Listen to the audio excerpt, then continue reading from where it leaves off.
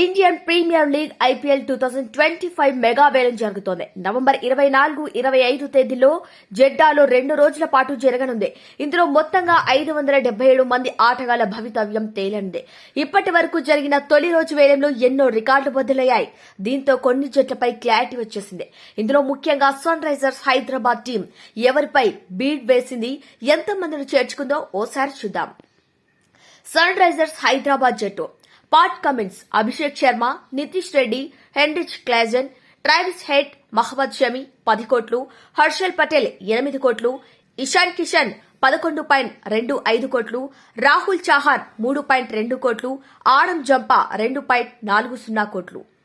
ఇక SRH purse లో ఇంకా 10.15 కోట్లు ఉన్నాయి.